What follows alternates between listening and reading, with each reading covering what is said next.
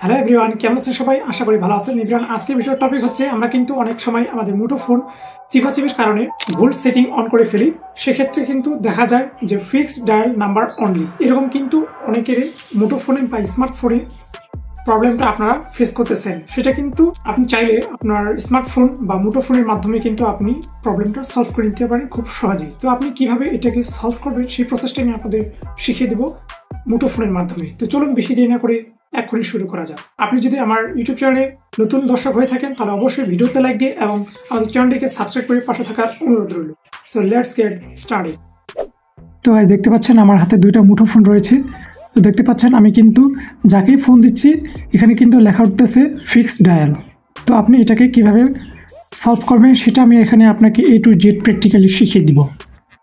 দেখতে পাচ্ছেন অন্য ফোন থেকে যদি আমি ফোন দিই এই ফোনে, তবে কিন্তু এখানে কিন্তু ফোন কোনো ধরনের আসতেছে না। এবং এখানে যদি আমি কোনো ডায়াল করি, কোনো কোড ডায়াল, সেই কোডগুলোও কিন্তু এখানে কাজ করছে না। সেক্ষেত্রে এটা কিন্তু ফিক্সড ডায়াল একটা অপশন ভেসে উঠতেছে। এই ফিক্সড ডায়াল অপশনটা আমরা কিভাবে রিমুভ করব বা প্রবলেমটাকে সলভ করব সেটা আমি আপনাদের এখানে শিখিয়ে দিব, ঠিক আছে?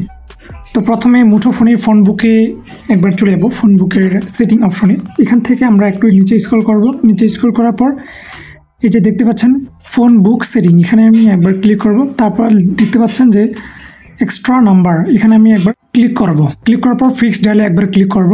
তারপর সিম ওয়ান অন করা আছে, এটাকে আমরা একবার অফ করে দিব। এখানে ক্লিক করার পর মোড অফ করে দিব। তো আমি অফে ক্লিক করলাম। দেখতে পাচ্ছেন এখানে কিন্তু পাসওয়ার্ড চাচ্ছি। তো আমি পাসওয়ার্ড এখানে দিছি 1 2 3 4। সাধারণত এখানে পাসওয়ার্ড থাকে 1 2 3 4। যদি এটা আপনি চেঞ্জ করে থাকেন তাহলে সেই পাসওয়ার্ডটা এখানে আপনি দিয়ে দিবেন, ঠিক আছে? তো 1 2 3 4 পাসওয়ার্ড দিয়ে দিছি। এখন এটা কিন্তু ডিসেবল হয়ে গেছে সেটিংটা। এখন কিন্তু ফোন এবং আমি যদি কোড ডায়াল করি সেটাও কিন্তু হয়ে যাবে এবং এখানে কল আসবে এবং কল যাবে, অর্থাৎ স্বাভাবিক অবস্থায় ফিরে এসেছি। তো গাইজ দেখতে পাচ্ছেন এই ফোন থেকে কিন্তু ওই ফোনে কলটা ট্রান্সফার হয়ে গেছে বা কল চলে গেছে। তো এইভাবে কিন্তু আপনার যে কোনো প্রবলেম এভাবে আপনি সলভ করে নিতে পারেন। তবে হ্যাঁ, এরকম কিন্তু এই মোবাইলটা কিন্তু আমি ব্যবহার করতেছি জিওনি Q11। এটার মডেল হচ্ছে জিওনি Q11। তো এরকম সেটিং অর্থাৎ আপনার মুঠোফোনে অবশ্যই ফিক্সড ডায়াল সেটিংটা থাকতে হবে, নাহলে কিন্তু এই সেটিংটা অফ করতে পারবেন না এবং ডিসেবল করতে পারবেন না, ঠিক আছে?